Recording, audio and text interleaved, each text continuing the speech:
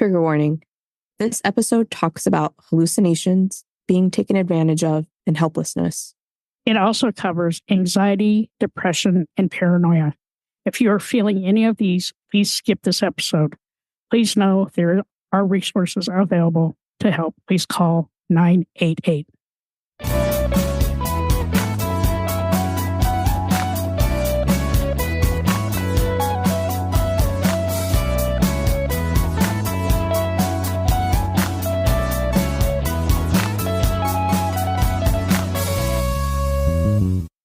All right. So I'm going to do the intro. Yep. Okay. You ready? Go for it, man. Yep. Three, 2, 1. 1. Welcome back to another episode of Shit That Goes On in Our Heads. I'm G-Rex with my partner in crime, Dirty Skittles. And we have an amazing guest today. Her name's Ruth. Ruth, welcome. Thank you. Welcome. Thank you for having me. Thank you for being with us. How was your day today, Ruth? Not bad. Not bad. Okay. Living the dream, All right? We like not bad. Yep. So, Ruth, why don't you tell our audience a little bit about yourself? Hey, I'm an artist and author, and I began my career probably in about 1990 painting. Before that, I was studying architecture and I graduated with a degree in architecture in 1981, 82. And for less than a decade, I worked in the construction field and the architecture field. And yeah, that's my history. That's your history. I know that you've had quite a mental health journey for quite a few years. And that's, where we wanted to kind of steer our conversation and in hopes that, your journey can really help somebody else out there. Absolutely. Yeah. My mental health journey started in 1977, my fourth year of college, taking an architecture program, which was a 5-year program. I had returned in the fall of 1977, and my boyfriend didn't return. He went to another architecture program. He transferred. So that left me in a state I was nearly devastated. we were continents apart. He was in Europe and I was in upstate New York. And I was very lonely and isolated. And I had dropped the core design course, which was the center of my architecture class. So I lost touch with my architecture group where I used to, share projects with and spend all-nighters doing projects. And it was like a core of us. But when I dropped the design course the year before, I really lost my connection with my fellow architecture students. Anyway, so bringing up to 1977, when I returned and my boyfriend wasn't there, I kind of befriended this other gentleman. He was a postgraduate architecture student. He was also aiding a teacher in a seminar. And the seminar was given by a foreign professor, and he talked about how socialism influenced architecture. Anyway, be it as it may, I went home for Thanksgiving, and then I came back, and this gentleman, we'll call him Dennis, he was giving a little bit of a college party, and his roommate, Hans, was a PhD physics student. And at this party, there were about maybe 8 PhD physics students, a very small party in their quaint apartment.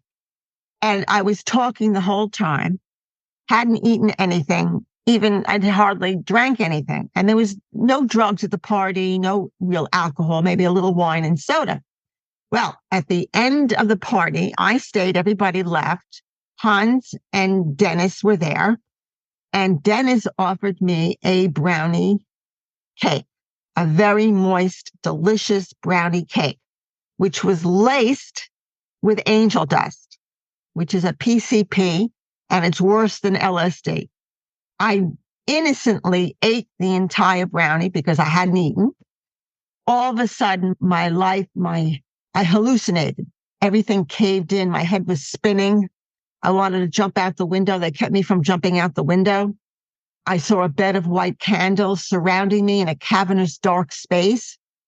And Then what I did was I sat down on the bed and I just laid down for about an hour just to chill out. And after I chilled out, I got up and I left the apartment. I left Dennis and Han. I had to leave. I got in my car. I drove aimlessly.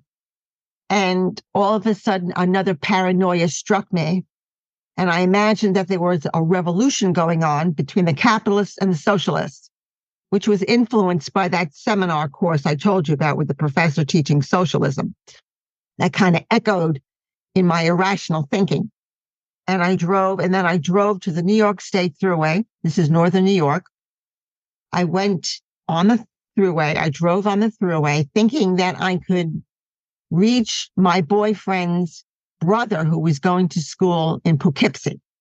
Then I turned around and said, no, I can't do that. I've got to go back. Then I turned around again and went down the highway. I finally parked my car on the shoulder of the highway. I got out of the car. I abandoned my car.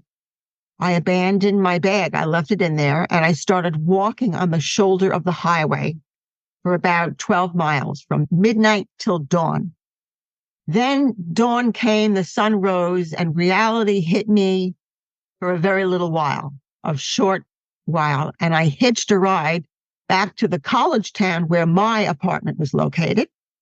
The ride, he let me off on the bridge to the town, which was like several blocks to my apartment. I got out of his van, this driver who gave me the ride there, and I proceeded to walk to my apartment. And when I got to my apartment, my frazzled father was there. Dennis, the scheming male friend, was there. Hans, his roommate, was there. My two roommates were there. I hardly acknowledged anyone. I was walking in my own bubble. My father and I took my things. I packed my bag, and my father and I left the college town. I had to abort my architecture studies, abort my friends, which were distant to me anyway. And we headed down to Long Island where we live. He took me to a psychiatrist. And this was probably the hardest journey my father ever took since he was a soldier in World War II. Keeping me from jumping out of the car, trying to contact a psychiatrist along the way. It was the hardest journey for my father.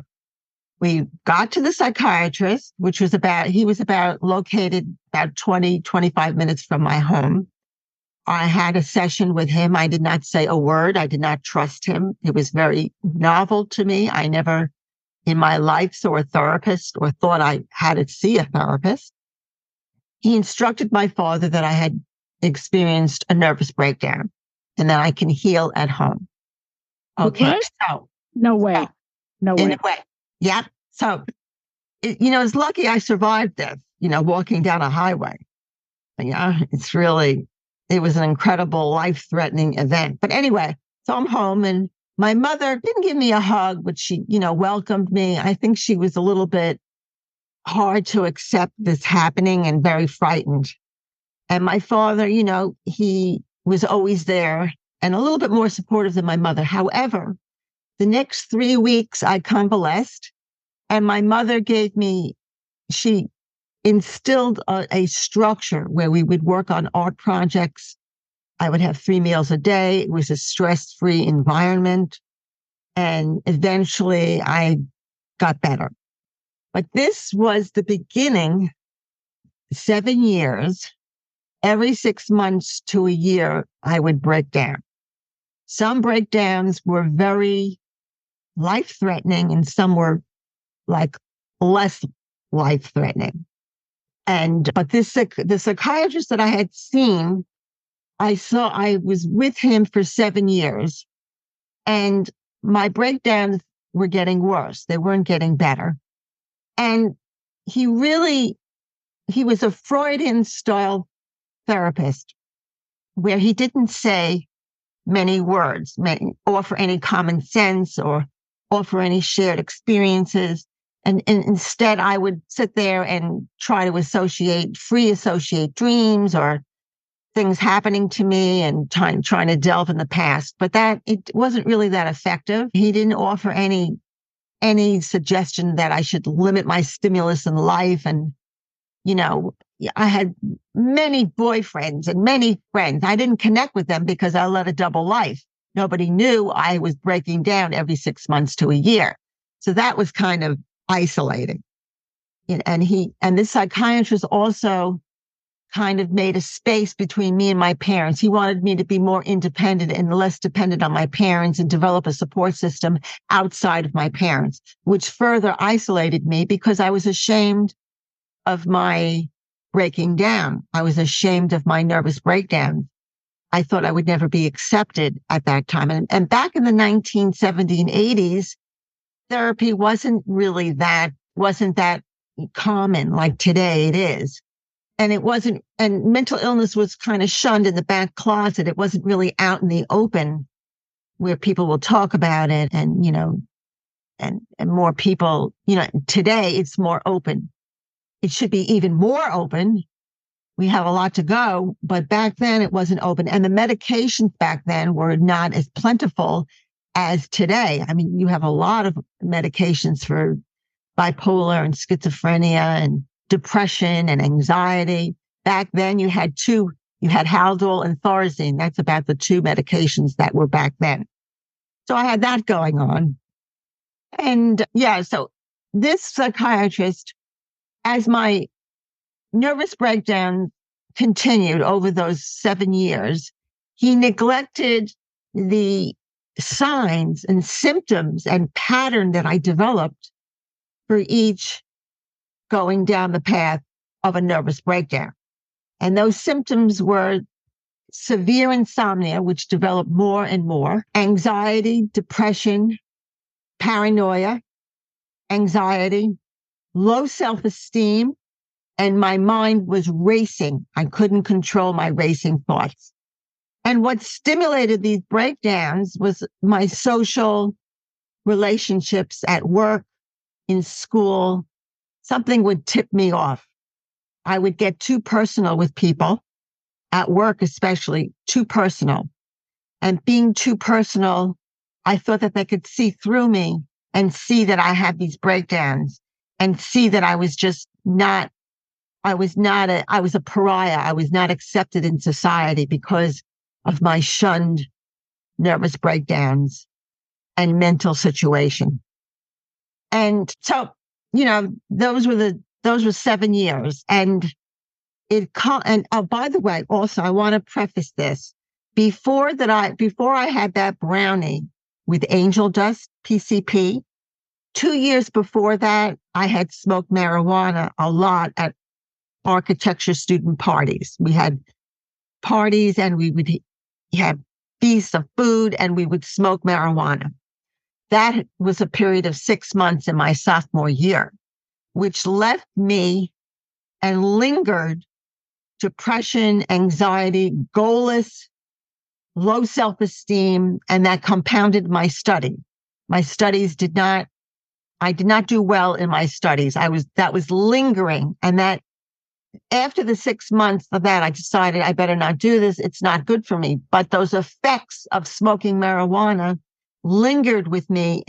And the combination of that lingering frustration, depression, and I couldn't do my work, coupled with the PCP, also just triggered this ongoing events of nervous breakdowns. Anyway, yeah. So I have a question. So before your nervous breakdown, right, and the PCP, were you really an extrovert? Were you an outgoing person and had good social interactions, or were you more of an introvert? No, I was an extrovert. In my freshman year, we put on a skit in the architecture school, and I was the key actor, and I did very well, and everybody was excited about me, and I had a lot of friends. But the downfall was after I smoked the marijuana, I became more introverted. Up until that point, I wasn't. But that marijuana, I really smoked it a lot. One evening I smoked it and I blacked out. I had 4 hours of dark sleep, no dreams. And then I woke up and I said, from that moment on, I said, I can't do this. But it left me very quiet and introverted and low self-esteem. The low self-esteem really compounded over time. Yeah, and I was distant from my architecture friends. And as I said, my boyfriend didn't return. So that really tipped everything. I have a million questions. Okay. I've been writing them down as you were speaking, but before I start asking, this is my first time hearing your story. So if I ask you something that's triggering or you don't want to talk about it, please stop me. I don't want you to have to work through that. Okay. But my first question, how old were you when you had that brownie? I think, let's see, 1970, I'm 21 years old. And did Dennis know that it was laced? Oh, yeah. He's a scheming guy. He wanted more. It's almost like the modern Me Too movement. He wanted more in the relationship. And I was platonic relationship. I didn't want any more. And he tried to coerce me into being intimate. And that didn't happen. And he didn't plan on this happening.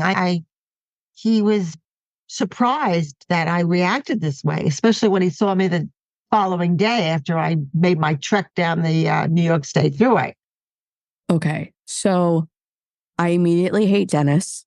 Yes. But I have to ask more. So what a scumbag. So he let you eat the whole thing, or did he not that it matters. Honestly, it doesn't even matter at this point. Yeah. But I'm just curious how much of a scumbag he is. Did he let you ingest the entire brownie? Yes, he wanted me to eat the entire brownie. Shit. I'm so fucking pissed right now. Yeah. Okay. Wow. I have to go to my next question because I was like, did he not get in trouble? Did Dennis not have any consequences? At the time, I didn't put two and two together until, and it was hard to prove because he said to me, he whispered to me, he said the professor and his wife baked these brownies. That's what he said. He didn't take responsibility for baking that brownie. And I couldn't really prove anything 2 or 3 years down the road. I mean, it took me a while to figure it out, put two and two together because I had such a low self-esteem. Yeah. Wow. Wow. Yeah. What a piece of shit, right? I'm sorry. Sorry, Ruth. Oh, yeah. Sorry. Okay. So, all right. So you've ingested the brownie. You have a reaction to it.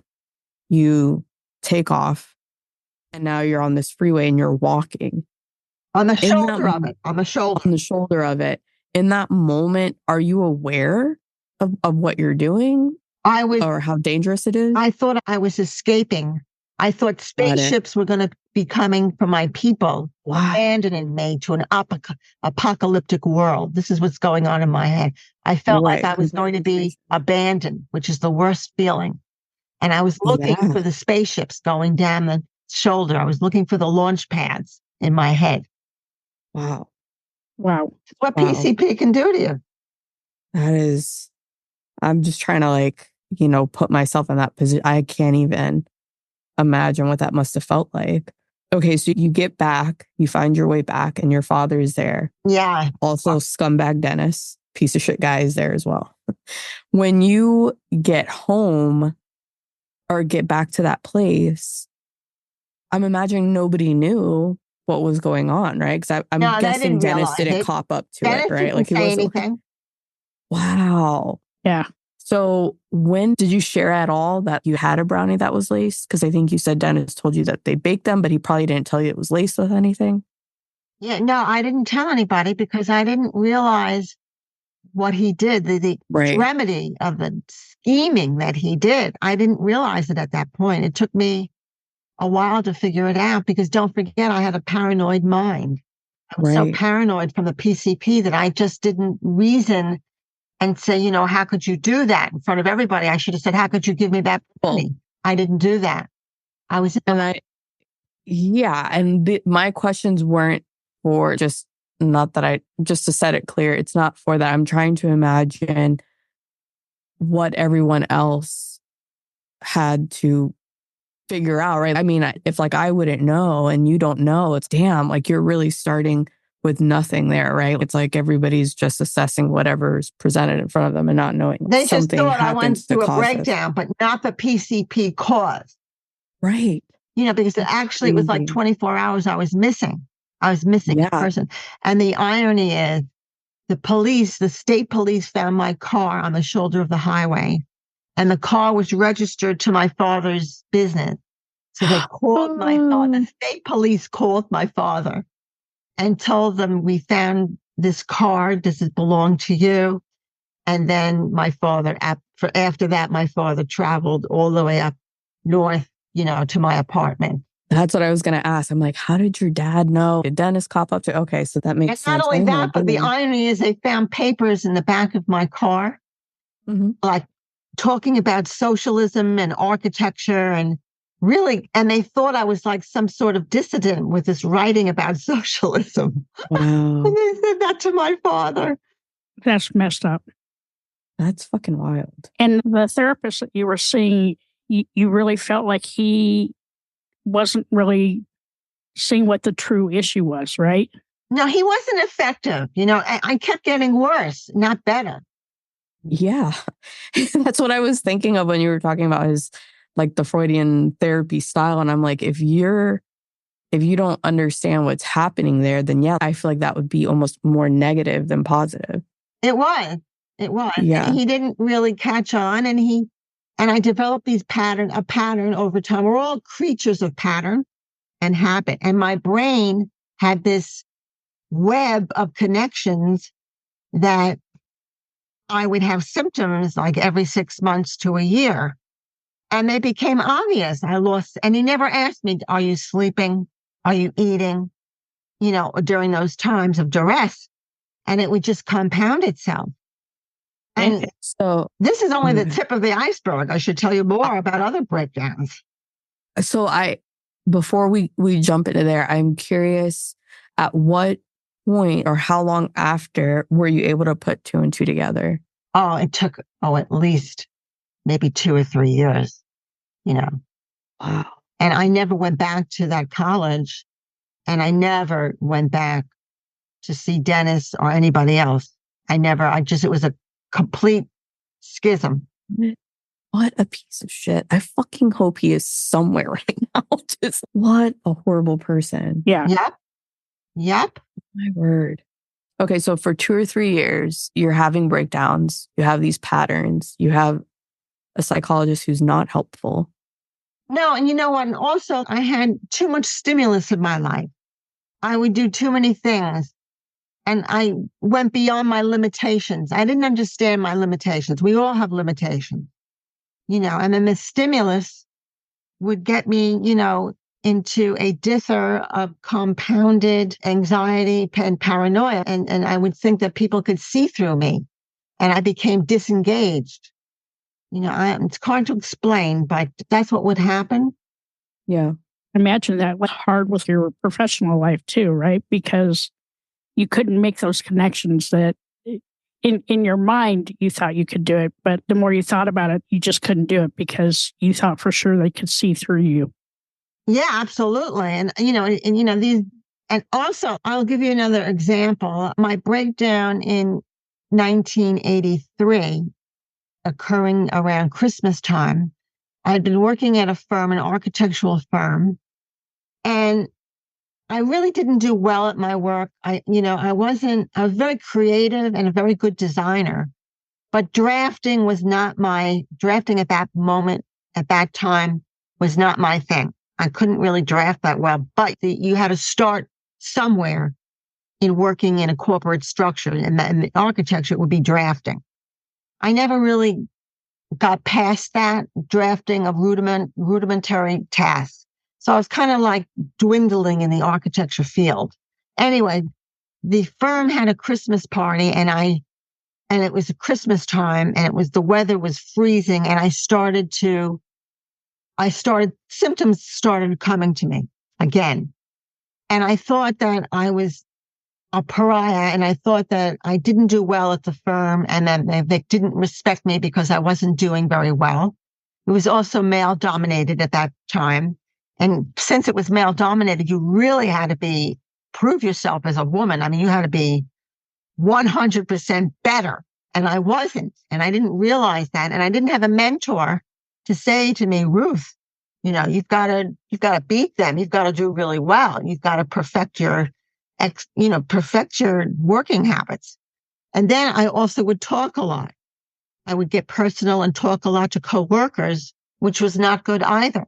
So that kind of led me down a path where I believed that they could see through me and see that I'm breaking down or I break down, and I was ashamed. So that compounded my low self-esteem. It compounded my work abilities. It compounded my relationships. I couldn't really connect with anybody, even though I had a lot of people in my life. It was a jungle, but I couldn't connect. I didn't emotionally or intellectually connect with anybody on some level, even though I had a lot of people around me. Anyway, I was living with my boyfriend, another boyfriend that I met in the garage of the apartment building that I was at. He had been living with he'd been living with me for a couple of months already. And he lived